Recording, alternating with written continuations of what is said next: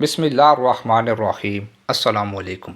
سلطان غیاث الدین بلبن کے عہد میں سیدی مولا نام کے ایک درویش دہلی میں وارد ہوئے اور اپنے جود و سخا اور فیضیام کی بدولت دیکھتے ہی دیکھتے مرجع خلائق بن گئے۔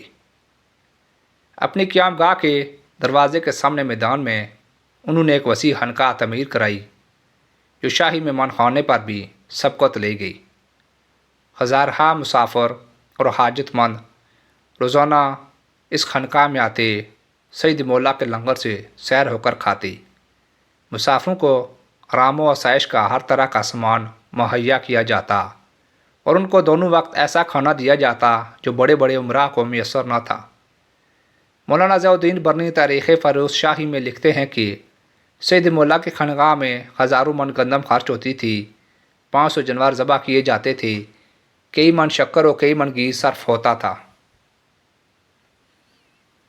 وہ پرتکلف کھانا کھلانے کے علاوہ سینکڑوں ہزاروں چاندی یا سونے کے سکے بخش دیتے تھے اور خانقاہ کے سامنے آدمیوں کا ازدحام رہتا تھا۔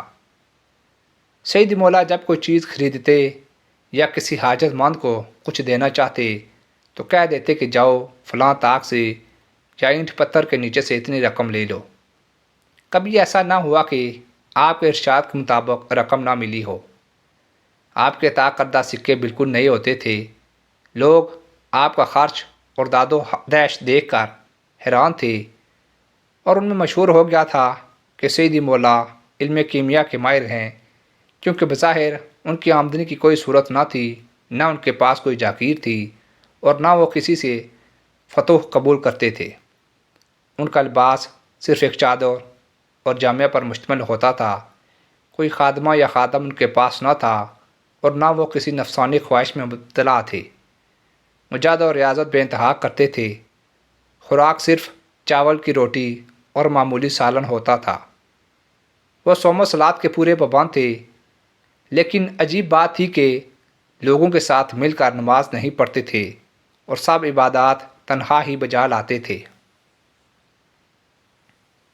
خاندان علماء کے بعد جب خلجیوں کا دور اقتدار شروع ہوا تو سیدی مولا کے خانقاہ کا خرچ پہلے سے بھی بڑھ گیا۔ اکثر امراء و حکام ان کے عقیدت مند ہو گئی، حتیٰ کہ سلطان جلال الدین کا بڑا لڑکا خان خانہ بھی ان کے حلقہ ارادت میں داخل ہو گیا۔ وہ اپنے آپ کو سیدی مولا کا فرزند کہلانے میں فخر محسوس کرتا تھا۔ غرض سیدی مولا کی خانقاہ میں ہر وقت امراء اقتدار کا ہجوم رہنے لگا۔ ان کے علاوہ ایسے لوگوں کی آمد و رفت بھی خانقاہ میں بڑھ گئی جو بلبن کے عہد میں بڑے جاہ و حشم کے مالک تھے۔ انقلاب حکومت کی وجہ سے بے سر و سامان ہو گئے۔ یہ لوگ سیدی مولا کی داد و دہش سے فیض اٹھاتے اور اکثر رات کو ان کی خانقاہ میں ہی پڑے رہتے۔ سلطان جلال الدین خلجی کا قاضی القضاء قاضی جلال الدین کا شانی تھا۔ وہ ایک چرب زبان اور فتنہ انگیز شخص تھا۔ اس نے سلطان سے نمک حرامی کی اور عہد بلبنی کے امراء کے ساتھ مل کر سیدی مولا کو ترغیب دینی شروع کی کہ بادشاہ ظالم ہے، کیا ہی خوب ہو اگر آپ سلطنت کو اس کے پنجہ سے نکال کر حلقے خدا کو عدل و انصاف سے آراستہ کریں اور شریعت کی حکومت قائم کریں۔ سیدی مولا کو بادشاہ کی آرزو کیا ہوتی، لوگ تو بادشاہ سے بڑھ کر ان کی تعظیم و تکریم کرتے تھے۔ انہوں نے بادشاہت کا دعویدار بننے سے انکار کر دیا، تاہم یہ لوگ ان کی خانقاہ میں بیٹھ کر بادشاہ کے خلاف پخت و پز کرتے رہے۔ ان میں سے چند نے سلطان کے قتل کی سازش کی، لیکن اس کا راز قبل از وقت فاش ہو گیا۔ سلطان نے غضبناک ہو کر سیدی مولا قاضی جلال الدین کا شانی اور سیدی مولا کے متقدین خاص کو دربار میں طلب کیا اور ان سے حقیقت حال دریافت کیا۔ سب نے اس سازش سے لاعلمی کا اظہار کیا۔ مورخین کا بیان ہے کہ سید مولا فی الحقیقت اس سازش سے بالکل بے خبر تھے، کیونکہ مفسدوں نے سارا منصوبہ ان سے در پردہ تیار کیا تھا۔ بادشاہ ان کے جواب سے مطمئن نہ ہوا اور حکم دیا کہ آگ کا ایک الاؤ تیار کیا جائے اور یہ لوگ بھڑکتی ہوئی آگ میں سے گزریں۔ اگر سچے ہوئے تو آگ ان کا بال بیکا نہ کرے گی۔ جب الاؤ تیار ہو گیا تو سیدی مولا فوراً اس میں کودنے کے لیے تیار ہو گئی اور کلمہ طیبہ پڑھتے ہوئے آگ کی طرف بڑھے۔ اس وقت بادشاہ کا دل پسیج گیا اور اس نے علماء سے استفسار کیا کہ اس بارے میں شریعت کا کیا حکم ہے۔ تمام علماء نے بالاتفاق کہا کہ آگ کے ذریعے سچ اور جھوٹ کی تمیز نہیں، سازش کی خبر صرف ایک شخص نے دی ہے، اور ایسے جرم میں صرف ایک شخص کی شہادت قابل اعتماد نہیں۔ چنانچہ بادشاہ نے اپنا حکم منسوخ کر دیا اور قاضی جلال الدین کاشانی کو بادیوان تبدیل کر دیا اور دوسرے مبینہ سازشیوں کو جلا وطن کر دیا۔ اس کے بعد سیدی مولا کو باندھ کر بادشاہ کے سامنے لائے۔ بادشاہ نے ان سے متعدد سوالات کیے۔ سیدی مولا نے ہر سوال کا معقول جواب دیا۔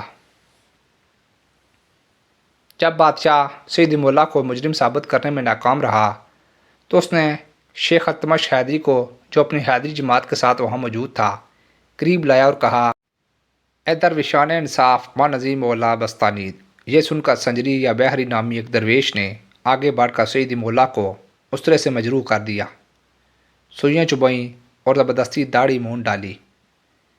اتنے میں بادشاہ کے منجلے بیٹے اٹکلی خان، جو اپنے بڑے بھائی خان خانان کی عداوت کی وجہ سے سیدی مولا سے بھی اناد رکھتا تھا، ایک فیل بان کو اشارہ کیا۔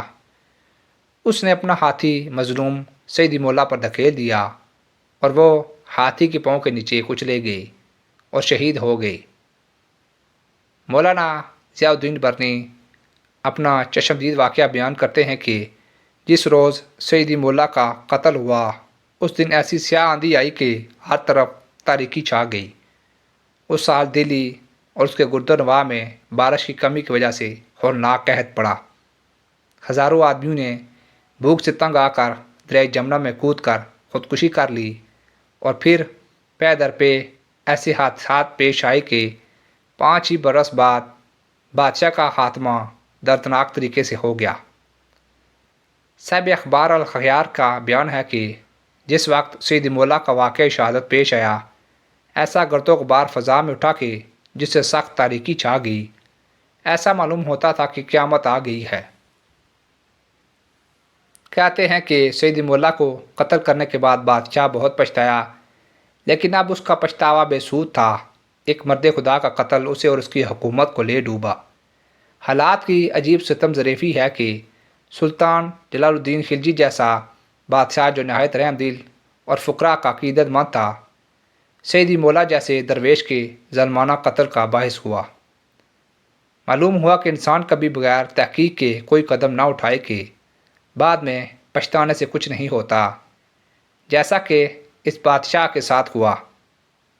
اللہ تعالی ہم سب کو اس واقعے سے سبق حاصل کرنے کی توفیق عطا فرمائی۔